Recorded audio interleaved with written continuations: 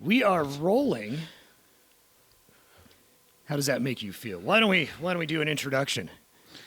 Well, I mean, everybody knows who I am, Jesse.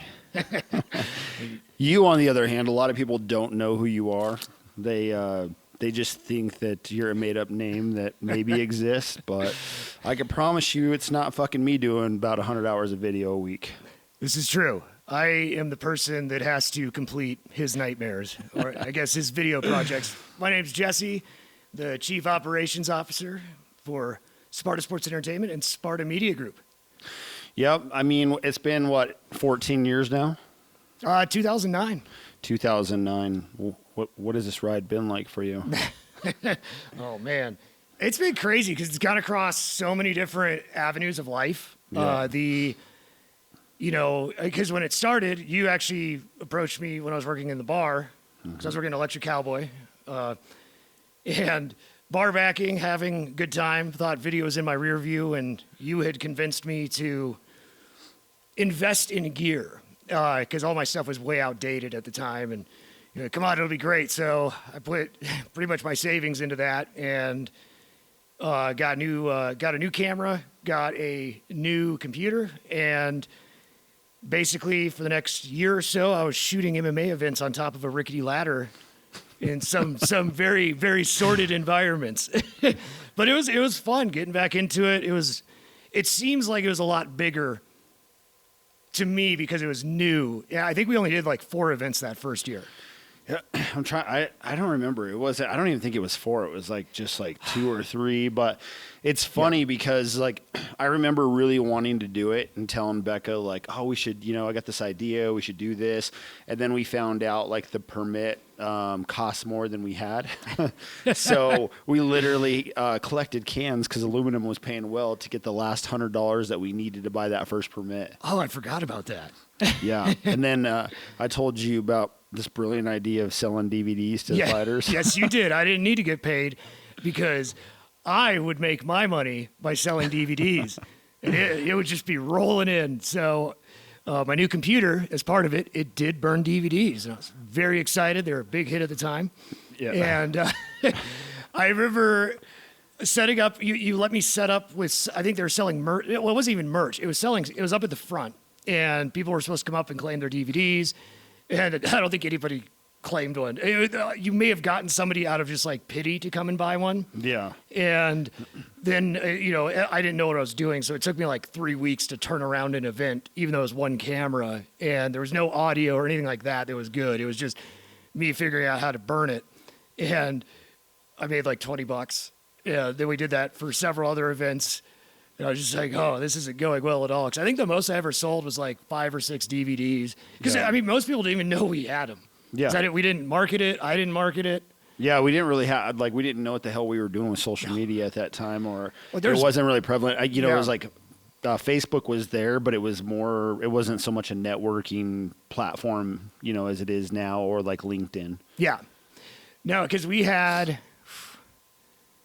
2009, 2010, Facebook, I didn't even think I signed up for Facebook till 2011. Yeah. And I posted on there because I had to for the bar I worked at. Yeah. And just say, hey, come see me, I'm bartending. Yeah. So, YouTube was nothing like it is now. It was very different. I do remember, I think it was so the first year in 2009, we did that Red and Jerry's event. Yep. It was the fire versus police, right? Yeah, that wasn't ours. That was the other guy, Greg. We were just helping him out with it. Okay. And we decided afterwards that we that's what we wanted to do, our own thing. Okay, yeah, because I did photos. I didn't actually do video for that, and I did not have a camera that was meant for that. And that was kind of me getting into it and, in a way, BSing my way of let's do it, because my camera was archaic at the time. And yeah. So, okay, that makes sense, because then our first big event, a bigger event, I guess I should say, that was Grizzly Rose, right? Yeah, March of 2010. March of 2010? Okay. Yeah, because I remember it all blends together at a certain point. In my head, it was oh yeah, just our normal setup and everything like that. But I do remember we all had to try and figure out how that old rickety cage worked. So, funny story is I had a buddy at the time, and he told me we went to an event and I showed him the cage and I was like, I want to buy one. He's like, I could fucking build one. And I was just like, I don't know, man. That seems like a lot of work. And he's like, bro, give me $3,000 and I'll build you that cage. And the motherfucker did. He built it. But it was like 200 bolts. It was like 200 nuts and bolts, and it was just like a fucking puzzle to put together. Oh. But funny story is that thing was solid as fuck, and it lasted us. I think we used that cage for 7 or 8 years before we got a new cage. We used that. I don't know. It's like a traumatic memory that's been erased from my mind. Man, I know. Every time I still have PTSD every time I see a fucking U-Haul trailer because we didn't have our own trailer, so we would rent a U-Haul on late Friday night, I think it was. It was a process. Or early Saturday morning, and we would load up the cage underneath the back of our house. Yeah, so you had it like in the deck. Yeah, we had it under the deck. And then we would go to the bar and we would set it up. And then right after, we would rush to get it down and we would haul ass to U-Haul so we didn't get extra charges. Yeah. And then we would, we were just destroyed. That shit was brutal.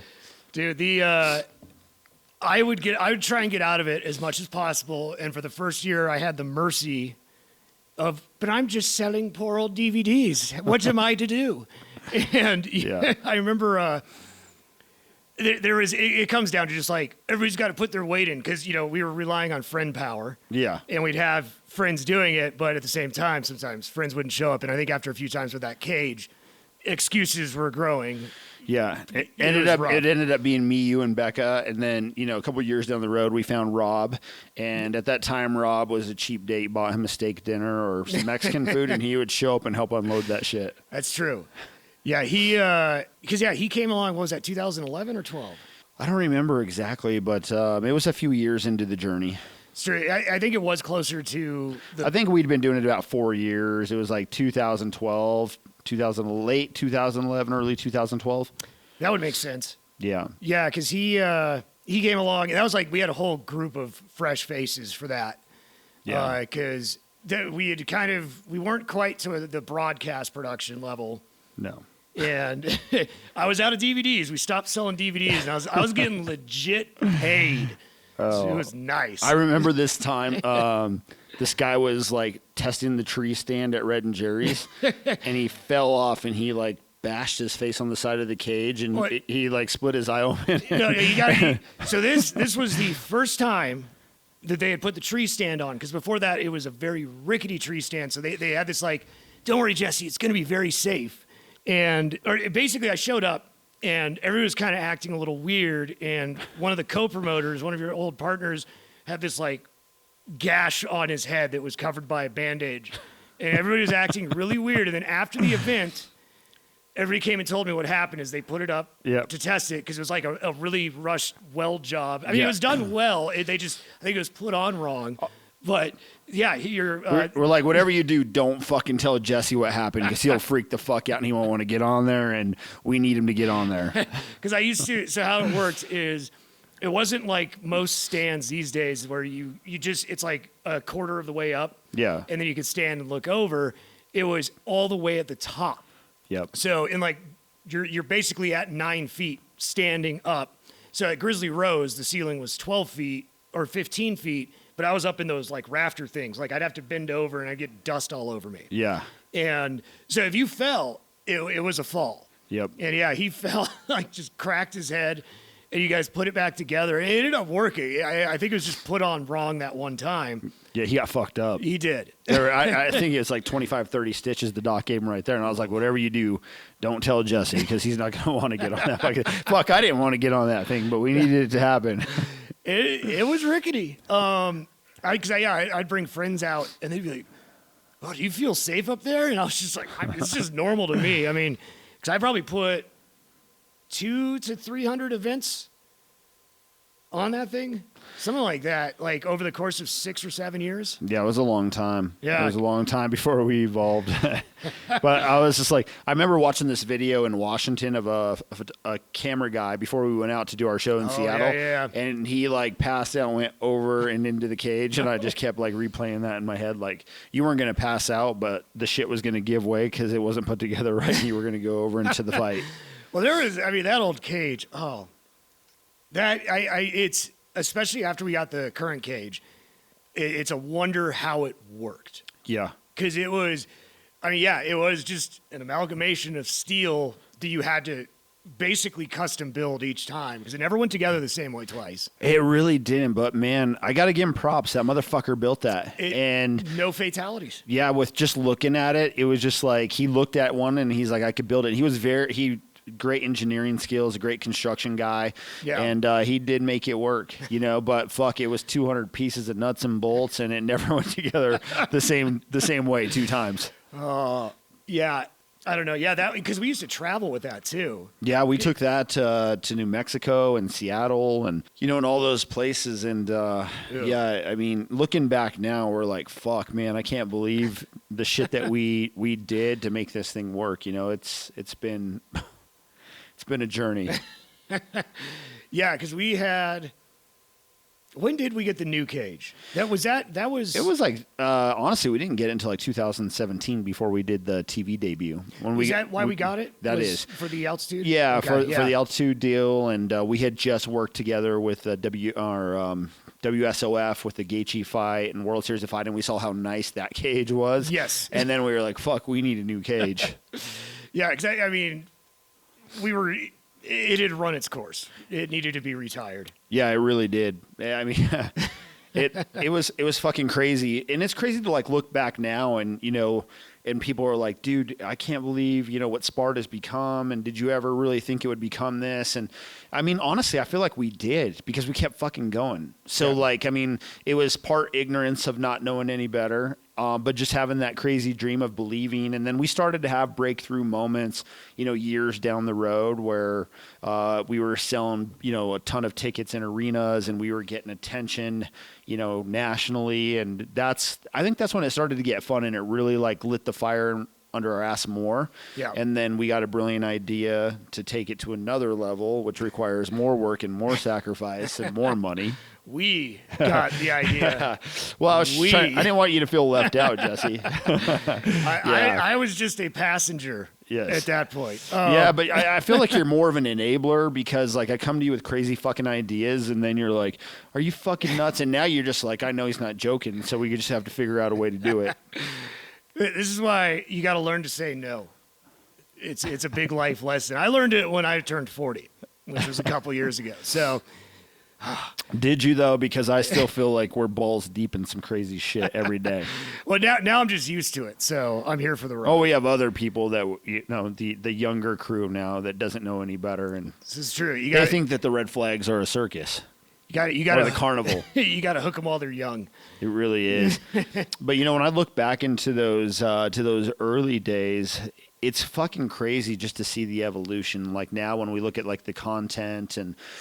Just the quality of the product. Yeah. And the quality of the product is crazy. And like what you've done over in the production end here at our studio with the team has been incredible. And I always tell people I get so much unfair of the praise of what Sparta is, but I mean honestly, I'm just the crazy son of a bitch with some ideas, and this guy right here has just made a fucking ton of them happen.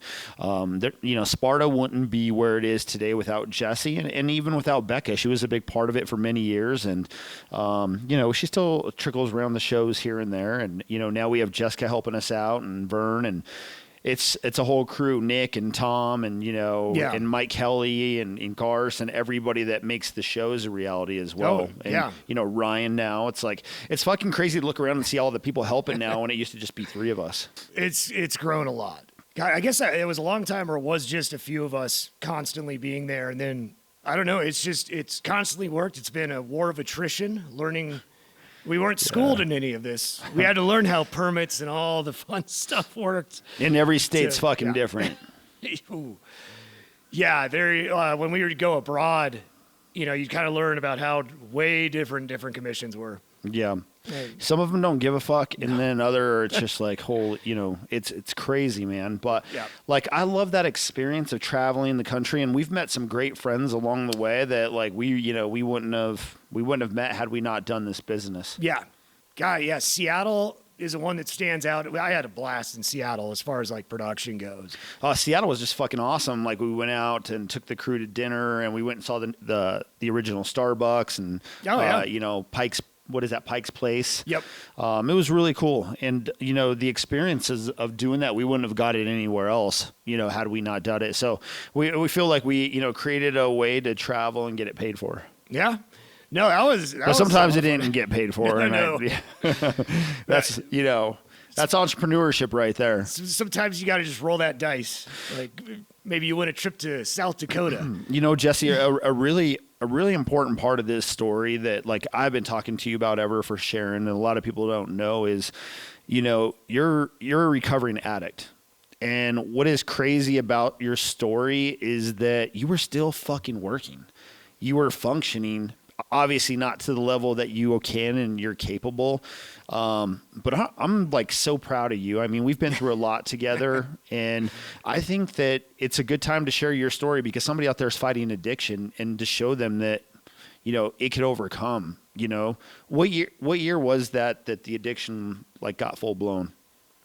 Oh, it's hard to really point it down because I mean I went through my 20s working in bars, so I was able to like functionally party and everything, but it wasn't out of control, at least as far as I felt, because it would happen in bursts, but eventually you're just masking that you're medicating, and I think it just like it took over once you get into like the harder stuff. Like for me, it was painkillers, and then that quickly ramped up to, you know, like Oxycontin, and then eventually it's heroin and all that stuff. Well, I remember, you know, like being like, man, we got to get this shit done. And I would go over and hang out with you all night, you know, at your townhome. And, you know, Becca obviously knew what was going on because can't get nothing past her ever. Trust me, I tried for 14 years. She was on to me. I tried for 14 years and she knew if something was off. Yeah. And, you know, but I was just like, man, you're still functioning. We're still, you know, still doing video and still doing all these things. And then, you know, it came to a head, you know, it came to a head, but talk a little bit about like where the change was and it transpired and you were actually able to get over that hump. It's because, yeah, I look back at like I was working basically 3 jobs doing it. I was making a lot of money, but it was all going to drugs because I had Sparta, which I was doing all the video, doing the shows, and there were times where like I'd show up probably like 10 minutes before because like I barely held on to all my jobs. You know, I put on a good front, but that was just by being very quick in and out of places and, you know, feeling very put together. But, you know, just to give you context, like the period of time where I fell into drugs is in between probably one of the healthiest times of my life, which is where right after I'd met you, because we started working out at the gym, and I actually quit drinking, quit partying for almost the better part of a year, like drinking responsibly, not quitting it, because at the time I didn't feel like I had a problem or anything. Yeah. Because I was getting in shape. Like that was the first and only time I've seen a 6-pack, and it felt great. And so that was kind of, at the time I didn't realize it, but I was basically putting my need.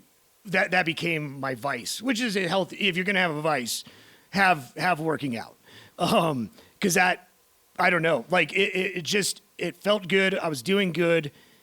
I was working in the bars, but what happened was I got a DUI, and not that this was the trigger, but I was the process with a DUI is a nightmare. I had all this money saved that was now gone, and you know, it was a little excuse that your brain was looking for it, and I turned it into an excuse to go deeper because I couldn't drink because I was on the breathalyzers, so I started using painkillers, and I could get those prescribed really easily.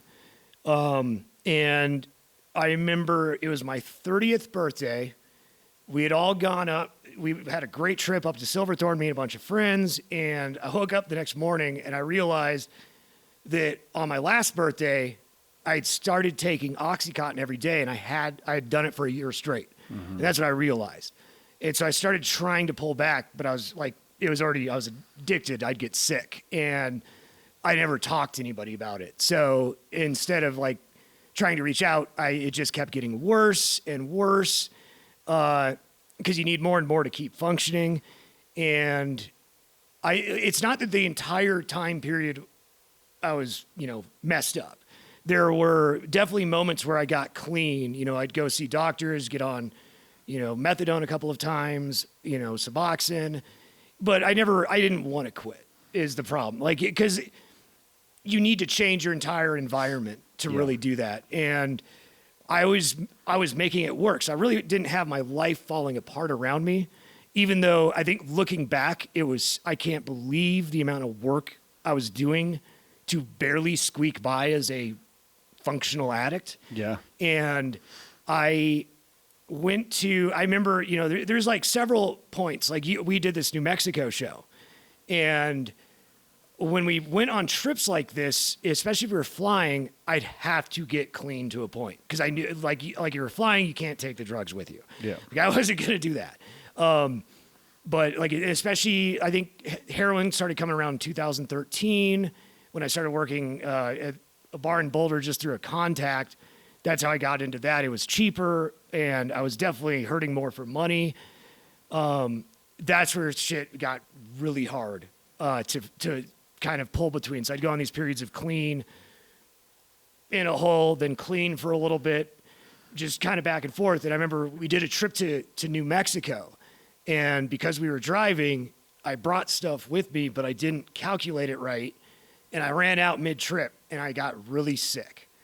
And I just, like, at the time, I'm thinking, like, oh, God, how do I find stuff? Like, I was thinking about going to, like, downtown Albuquerque as an outsider, doing skeezy stuff. And I'm like, well, that's how you get shot and just mugged. Yeah. And at the same time, I'm like, okay, we got an 8-hour trip in the car. And I remember being in the car, and I told you guys that I, like, had something like a flu bug or something. And I know I was miserable, and we were having to stop at, like, every freaking rest stop on the way because I was just in and out of just feeling like crap. And the minute we got back, I ran up to my place because I was going to grab my money and I was going to go get drugs. My fucking parents were at my place. So I had to like sit and talk with them. And I was so I was just an asshole to them. Yeah. And to get out of there, like to where something was up. And I remember that was where I'm like, what is my life becoming? And even though that moment happened, it would still be a year and a half, almost 2 years before I actually got clean. But that started me trying to get really clean. And I did over the next few months, because when we got into the summer, I was actually doing really good of 2014. And I detoxed myself and I felt like I had gotten over it. And I did this big process of, I'm going to check myself into rehab. And because I detoxed, I don't know if you know how it works, but with a lot of rehab facilities, you usually need to be dirty going in. I was clean going in, so it's really expensive. And if you're not in need, they didn't think I was in need. So they kicked me out in like a day or so, like, you're good. And then I ended up relapsing within a week. And it was back and forth like that. And then I got like, I'm never going to get over this. And that was, 2014 into 2015 was a rough year because it just ramped up. And eventually my diet consisted of a pack of cigarettes, some Skittles, and some soda. I wasn't even drinking water. I was so dehydrated. I was having like cramps in my legs. It would felt like I was breaking them. Mm-hmm. My neighbor almost called the ambulance because he heard me scream because I had a Charlie horse so bad that I flew into the door, and he thought like someone was mugging me because I was screaming so loud. What was your weight down to?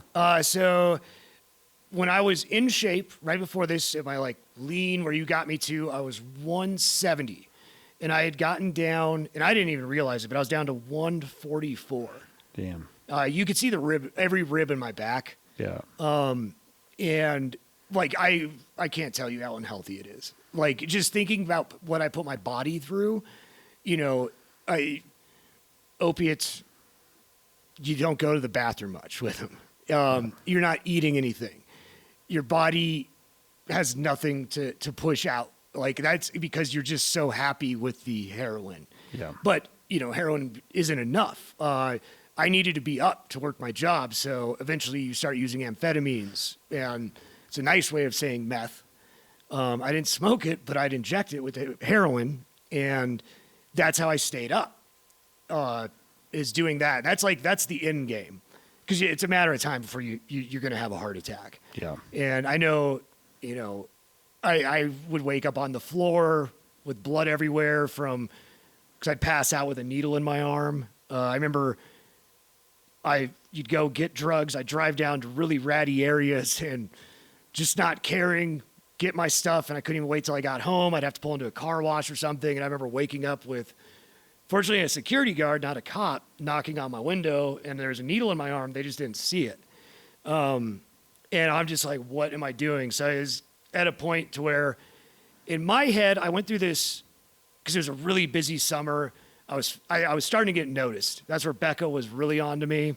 Yep. My parents were noticing it, to the point to where I was going to burn all bridges. Yeah. And because I stopped giving a fuck, and Yeah. I was just, I'm going to die, because I didn't know how to get out of it. And you realize, like, you really start analyzing it, and you're just like, no, I need to, like, I don't want to do that. And a lot of that was through talks with my cousin, especially, who's, she's a physician's assistant.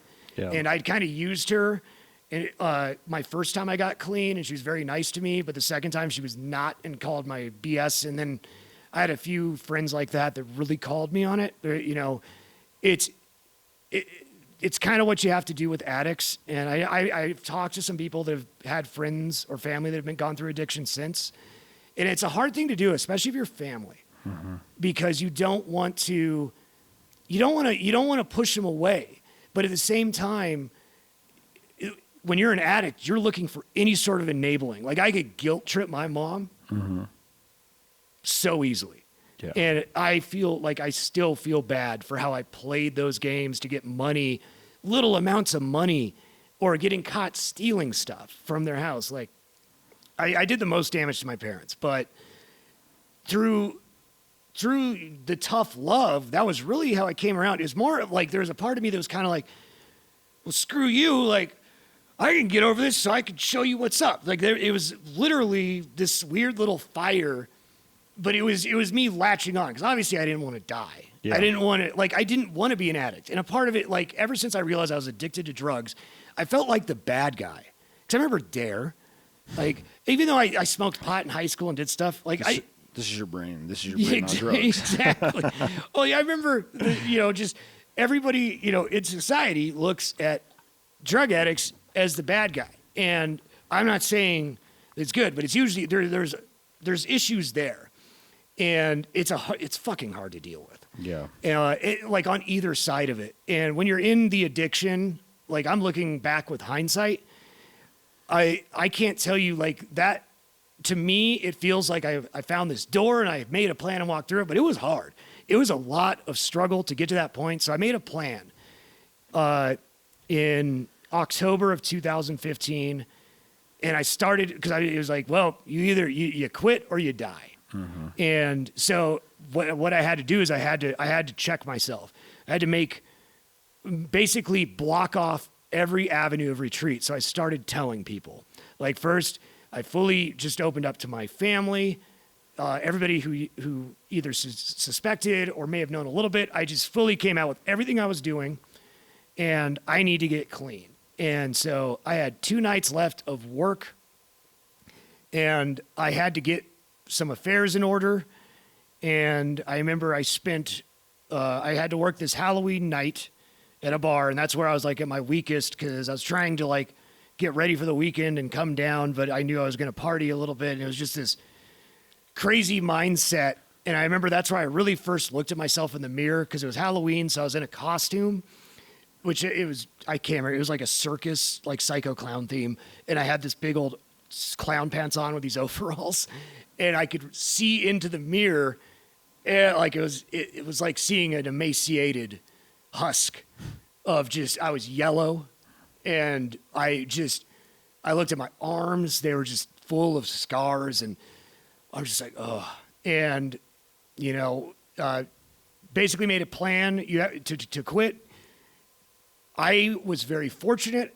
I had a family that that I'm very close with, and I hadn't fully burned the bridge with, and they let me stay there. Because you have to change your environment. And that's what a lot of people don't have. They don't have the ability to do it. Because a lot of people don't have a second house that they could just go to. Yep. They can't just quit their job and go there. I was fortunate that I could transfer over to that. And so I went there and I went off the grid. It was probably 3 or 4 days where I was violently ill. I didn't talk to anybody. I turned my phone off. And then on the first day that I was feeling okay, because I was able to get back into some doctors and get on a prescription of Suboxone, which makes it easier with withdrawal, but at the same time you can't get high with it because it blocks all your opiate receptors. So I was on that. I didn't feel good. I felt very weak. I was very nauseous, but I got up on the 3rd or 4th day and I'm like, okay, I got to call everybody. And so I think you were the first person I called because I'm like, well, Jeff's going to be really pissed. And I had accepted that I was going to lose everything. Yeah. Like, I was like, I am a skeevy drug addict. I didn't steal anything from any of my friends. I definitely lied to everybody. But I just straight up told you. And I had Tom and a couple other people that I was like, I'd already talked to them like, hey, he's going to probably fire me, but he's going to need people. And so I felt like I did my due diligence. And all you said, like, well, get some rest. Call me when you feel better. And we had an event in a couple of weeks. And you're like, yeah, let's just talk about that. And we ended up meeting up like 4 or 5 days later when I was feeling better. And like, it was just like, but that conversation was so motivating. Cause I was like, when I picked up the phone to call people, I was not excited. Yeah. I was so fucking scared. Yeah. Cause this I knew was going to hurt. And so you were the first one. And like, okay, no bridges burned. Like, it was very motivating. You had nothing to berate me with. Yeah. And I was like fully expecting it. And then every call I did after that was the same thing. Everybody was like, well, I'm glad you're safe. Call me when you're better. And then, it's not just like a empty sort of talk. I ended up meeting up with everybody. And that right there was just like, fuck. Well, now I've told everybody. And that's holding that. Like, that made me feel good. And that was the first time I think I felt legitimately good to be sober. Yeah. And just kind of realizing, even in my best days before that point, before the addiction, like I drank, like when I went out, I had to drink.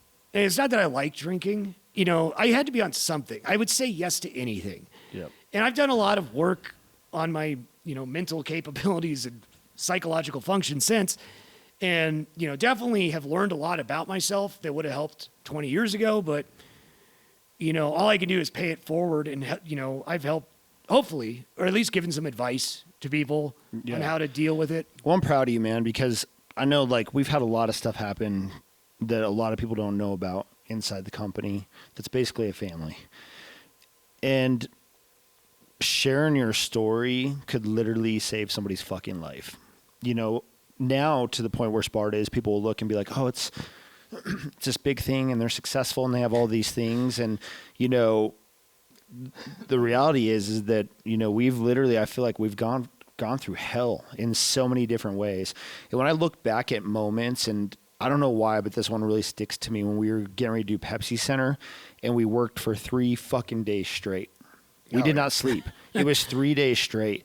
And, I remember, Roslyn's like, can we go to Waterworld? Can we go to Waterworld? I'm like, yep, we're going to go on Sunday, the July 1st or whatever it was. And we pulled out of Pepsi Center at 3:00 in the morning. And I told Becca, I said, you don't look good. I said, let's find somebody else to drive the trailer. So I asked Rob to drive the trailer. She literally got into the passenger seat and she just collapsed. Like, oh yeah, she's been up for like 2 days. She was out 3 days, literally. It was 3 days because we were screen printing. We were doing all this shit trying to make it happen. And we went to Waterworld that next day because we never broke promises to our daughters. But it was just fucking unhealthy. And, but that's what it takes sometimes to go through these things. And, with you and the addiction, everything we went through to get to where you are, like, this could save somebody's fucking life. Nobody, a lot of people don't know you. They just know, like, hey, I got this other partner. And, a lot of the people that follow, Sparta closely, they know that, that you're my business partner and that you deal with a lot of my bullshit. Yeah, you'll see me talk shit intermittently online. Intermittently talk shit online. But, it's one of those things. It's like, man, the addiction, overcoming it, what almost killed you and getting past what you didn't think you could. And then, a few years, we get into a roll of momentum, and then boom, we have my accident. And, I'd been thinking a lot about that heavy lately. It's like, people are like, oh, you did such this good job of coming back. But like, I want to share a lot of the moments in between where I didn't do okay. And I didn't think I was going to live anymore. And I didn't want to fucking live anymore. And, I literally would beg God to just take my life right there because I was in so much pain and I couldn't understand and comprehend what was happening. Yeah. And those are stories that we'll share in the future. And with you though, Jesse, like, to go from that moment and that point, how many years has it been now? So what? How many years sober? Oh, it's coming up on 8. 8 fucking years. Yeah. When you look back now, does it seem like it's been 8 years, or does it seem like a lifetime ago? No, sometimes it feels a lot closer. Yeah. Like, I'm surprised. Like, I keep wanting to say it's kind of like my age. Like, I don't like admitting I'm over 40. Yeah. But mentally, though, we're still in our 20s, so that's exactly really what matters. It works. It's great. First 40 years of childhood are the worst. Yeah, that they are. No, I mean, as far as like drugs, I remember feeling free and clear of those a couple months after I'd been clean. There is a term called, I think it's the pink cloud of sobriety, that a lot of freshly clean people face, and I had faced it prior to that, where you feel so good living because you have been clean and you're doing a great job, but something's gonna come and fuck shit up. You haven't been tested. And fortunately, we work at a company of chaos, so I was tested very, very fast. No, we did have some like stress builds, and I think the first year I did pretty good. And the company did pretty good, easing back into it. There wasn't any big stressors, but I think the first test is a year or two after that, my family and friends went through some big moments. My sister got into an accident and got paralyzed. The week of AVM Pepsi Center. The week of AVM at Pepsi Center. And, that was such a shock. And to be fair, if you were to talk to her, you wouldn't know it by her attitude. She is just taking life by the horns. But yeah, she's fucking amazing. I mean, incredible. It'd be awesome next time she's out here if we can get her on to share the story of like, that. What her mindset was. I mean, this is literally somebody that could be down in the dumps, and she's fucking out there just killing life. She's crushing life. Yeah. No, she is. I mean, she's out helping other people. She's an ambassador for other people that have, gone through an accident and have lost function in their leg or become a paraplegic or a quadriplegic. And insanely motivating. It makes me like, I was like, oh man, she's taking all the attention in the family now. But I had this story, damn it. Yeah. No, she, but during that time, that was horrifying. And there were several other things of, not quite as serious, but, during that time, found out my dad had Parkinson's, and, I was staying at my parents' house, and I kept staying there to help out. And, eventually time just went by, but none of these things triggered me like they used to. When I was in that pink cloud of sobriety and I'd been 2 months clean or something, this is before I got clean, I would think that, okay, well, I'm good. But then something minor would come up and I would use it as this excuse. Oh, well, I got to do some drugs. You just go back into it and because you're looking for the excuse. Yeah. And when you're fed up, my rock bottom, you have to hit your rock bottom. That's the problem. And I've talked to a lot of people and talked to their friends that have been in addiction. And all you can do is give advice because they have to find that moment themselves. You're usually not going to talk to somebody and oh, you changed my life.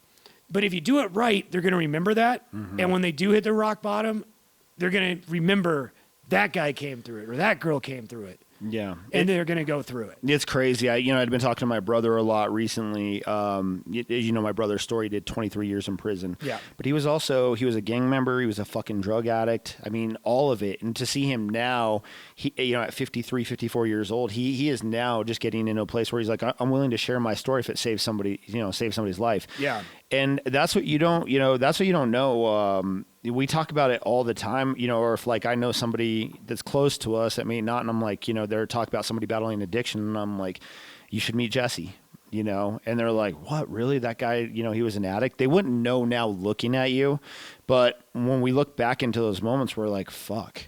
Yeah. How did I not see the signs, Yeah, I don't know. I am amazed. I mean, I was delivering pizzas in downtown Denver. I just dangerously doing shit. Like I would leave in the middle of a shift and go 4 hours of journeying around to buy drugs, then quit.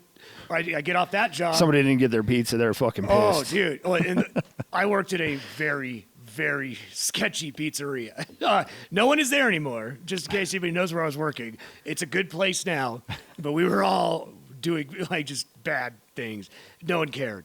But I'd leave that and I'd go work at a bar until 2 a.m, get off from that. I'd stay up editing.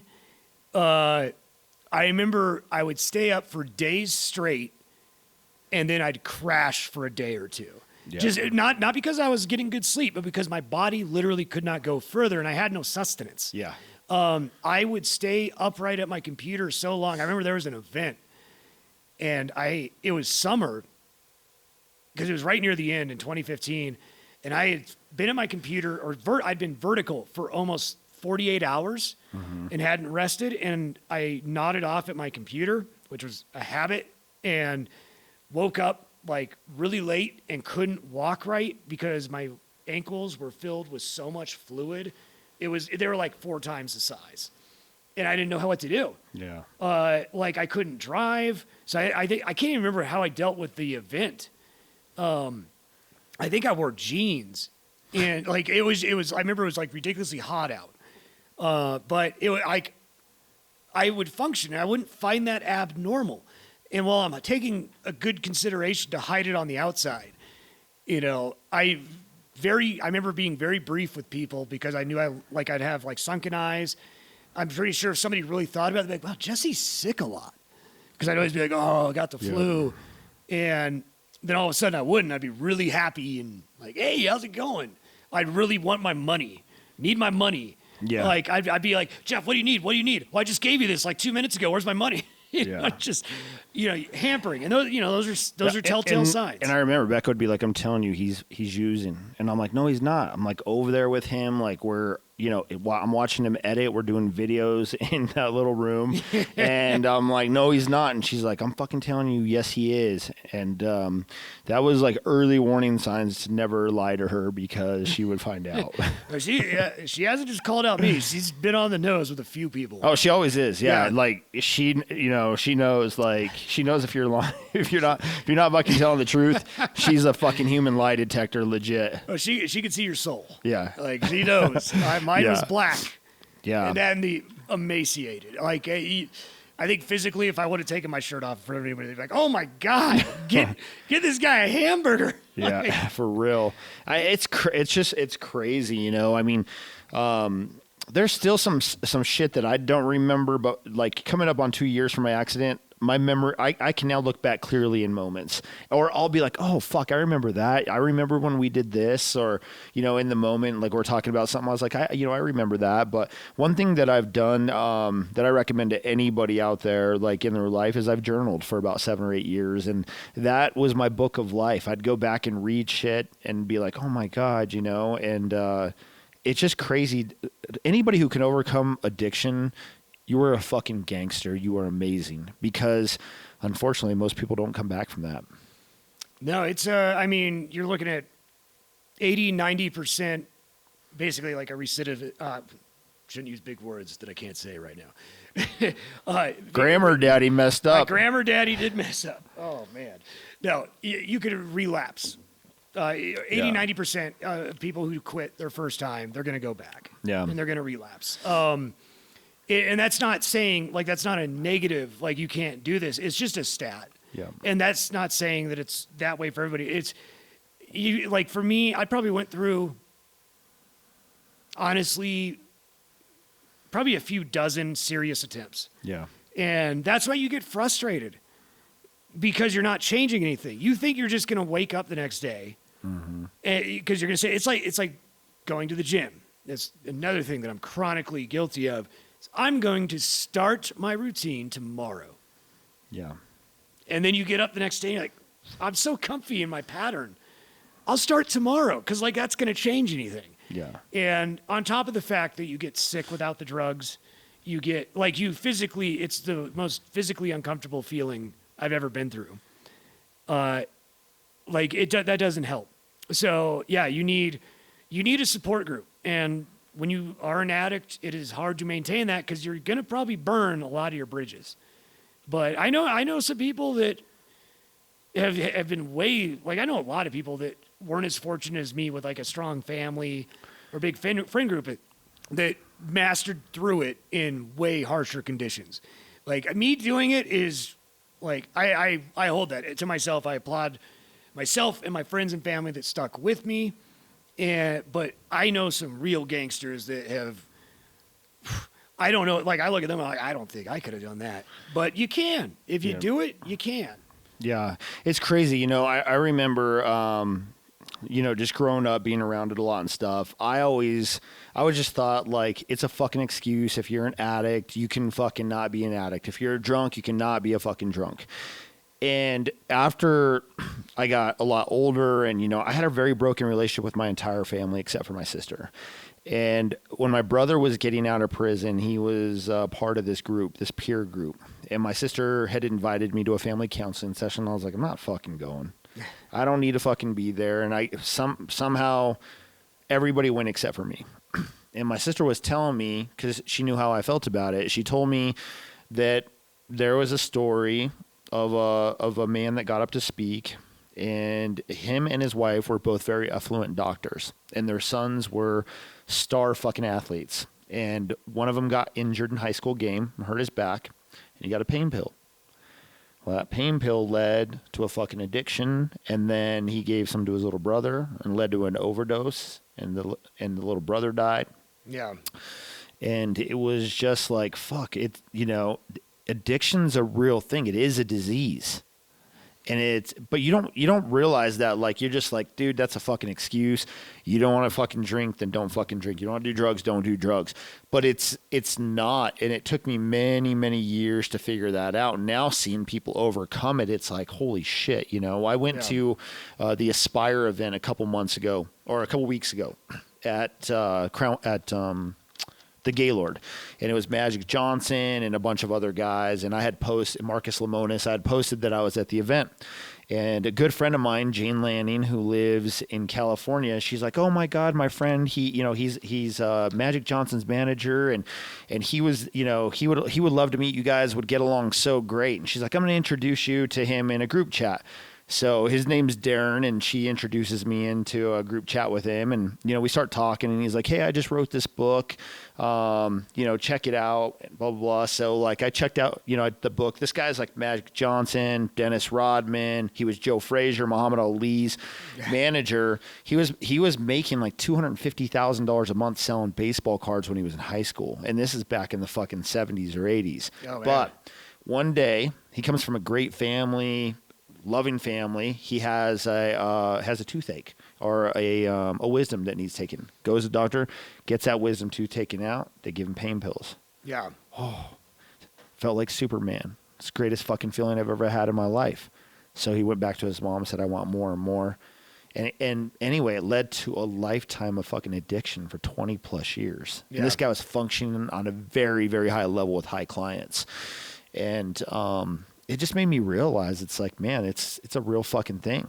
Yeah, it's not a disease you can catch. It's a mental disease that you train yourself to have. It's reconditioning your brain pathways. And unfortunately, the path to addiction is very quick. Yeah.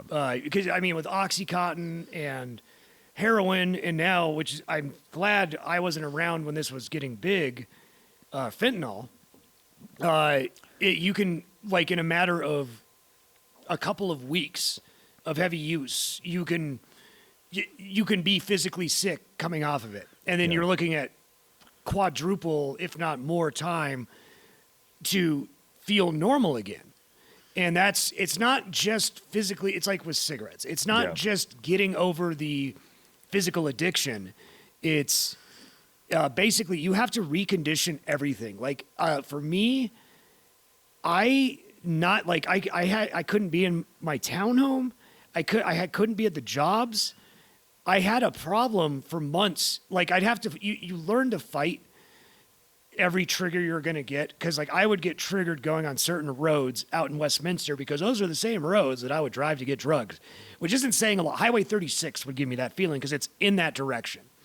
And you start thinking about it and you have to learn how to let it, like, think about it. You're going to think about it, but not to act on it. Yeah. And, it's just kind of like what you did after your, your head injury and the memory stuff. You had to retrain how you thought about stuff. Like it's with a lot of stuff that's in your head. Yeah. That's the trick. And it takes conditioning and it takes a lot of it.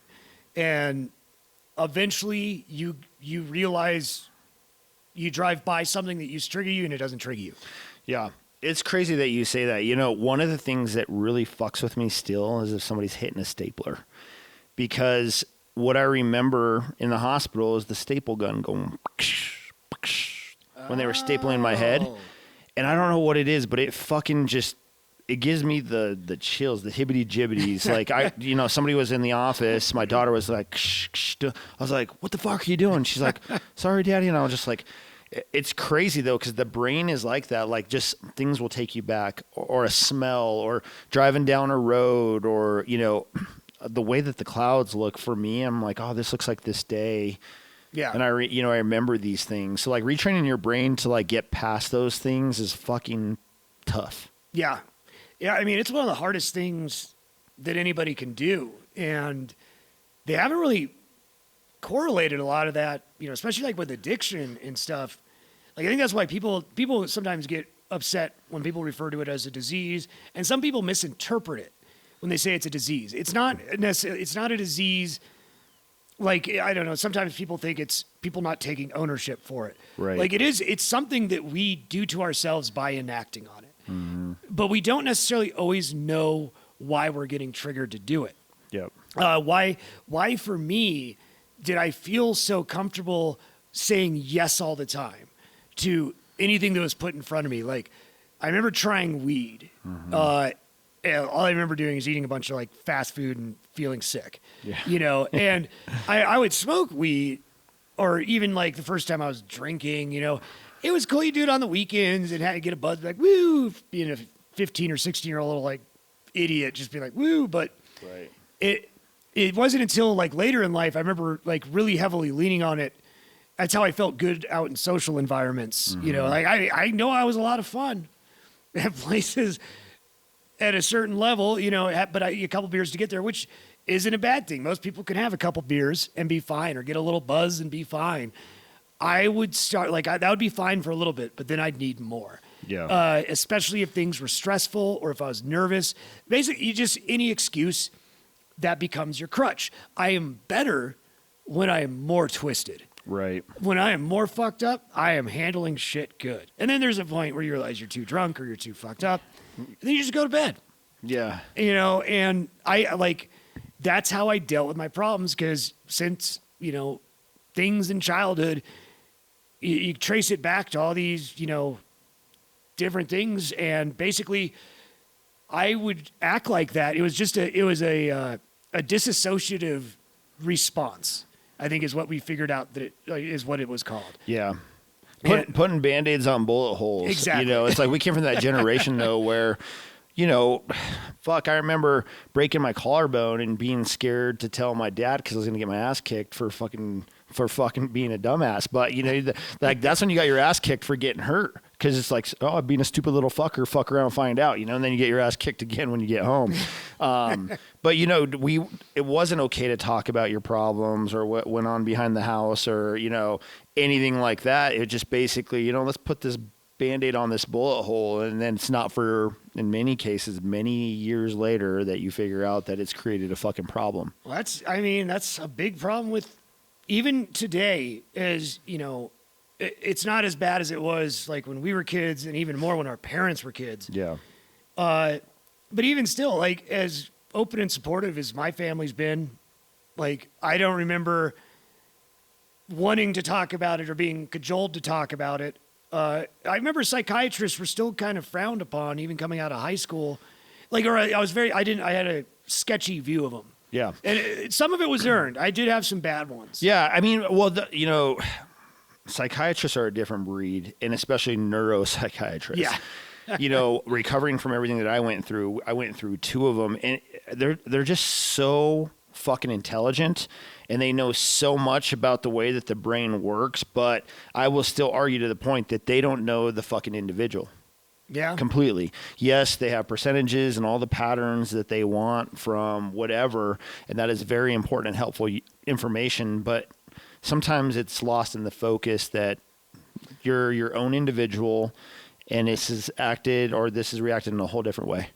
Yeah, especially at the neuroscience level, like the specialist level, you get that, kind of the thing that I think turns a lot of us off from doctors and specialists is there's that cold mentality, which I understand in their field. They kind of need all the stuff that happened with my dad. Yeah.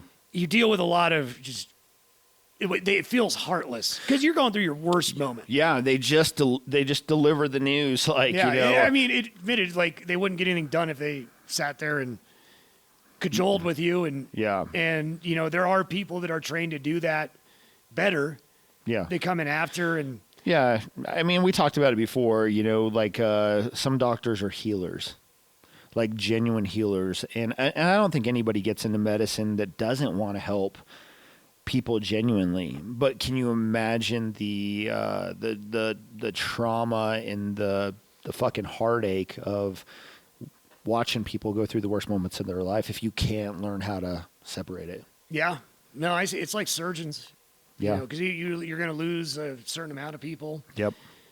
And yeah, I think slowly but surely certain things are moving in the right direction. Like I think with addiction, how people look at that now compared to in the 80s when you were a skeevy little dirtbag. Like that's the part of the problem why I never talked to anybody. Yeah. Even though I knew people, like I had friends, and I did have friends that I did talk to more when I was going through it that were very helpful and understanding, but they weren't doctors. They couldn't really help me. I made them enable me. Yeah. But at the same time, I didn't want to say anything to my family. I didn't want to say anything to most people because I thought of myself how I was taught to think of people doing drugs, especially since it didn't happen when I was young. It happened I was 30. Yeah. And I'm like, you don't become a drug addict at 30. And I felt like I was so stupid. It's fucking... Which I was to a certain point. Yeah, I mean, a lot of it's stupidity, right? But, I mean, it's fucking crazy because it's like, the dirt heads and these. I mean, I can tell you right now, I've been to some very high-level dinner parties, and that shit happens. Yeah. In the white-collar community excessively, and it's disturbing. Yeah. Right. Because nobody talks about that because nobody thinks that it's happening there or anything. And I think the good thing is now is that it's more open, like for people to request help or say, hey, I'm feeling suicidal or I'm addicted right now to this. There's help now. There's resources where before it was just you're just shit out of luck if you didn't say anything about it. Yeah. It was just until the fucking wheels came off or you died. Yeah. And I'll throw up some numbers for some helplines right here. Just in case anybody's going through anything, talk to people. It feels hard, but trust me, it's much better that you do. And if somebody is going through something like that, listen to them. It's easier said than done. Yeah. But I feel a lot more people are probably avoiding that pitfall. I do like the fact that stats for the youth, at least, like cigarettes are down, and cigarettes it's a big gateway, like just opening that door. Not that it's going to lead you to a life of drugs, but cigarettes, booze, all these things that I couldn't wait to have when I was a kid because it was like something cool to do. They aren't interested in it. And, hopefully that just trickles down. I'm not saying it's not gone by any means, but, I feel like it's heading in the right direction. Yeah, it's always going to be there. It is much, there's steps now. So like, my older dog, Koe's 15, and he has to get, is it Alprazolam? Lorazepam? No. It's one of those, and then there's a pain pill that he gets, and I have to show my ID for it to get it because it's a controlled substance. Oh yeah. So like at the end of the day, somebody who's really fucking motivated to get drugs can get drugs. I know what pill he's talking about, and yes, I have done that. I've stolen old lady's dog medicine before. Jesus. Tramadol. Yes, Tramadol. Does not do shit for you, but when you're a skeevy little addict, it'll work. That's crazy, man. And I know we've talked about this for a long time of just sharing your story. So I just threw you under the bus. You didn't know that was going to happen today. No, he didn't. That's typical. No, I didn't know it was going to happen. That's typical Jeff fashion, though. I'm like, hey, we got an idea. Let's go. But yeah, man, if you're suffering, struggling, going through a difficult time, take Jesse's advice. Fucking talk to somebody. And that's the hard thing to do, but people do care. Sometimes it's a fucking complete stranger, somebody that you would have never expected in your life is there all the time. I had so much of that during my recovery of like people that, well, fuck, I didn't know them or remember them. But now looking back, I'm like, it still wasn't like somebody I really knew well messaging me every few days. Do you need anything? Need me to bring you some meals? Do you need me to, come cut the grass? Things like that. So, there's genuine good people out there that care. Yeah, no, there are. All right.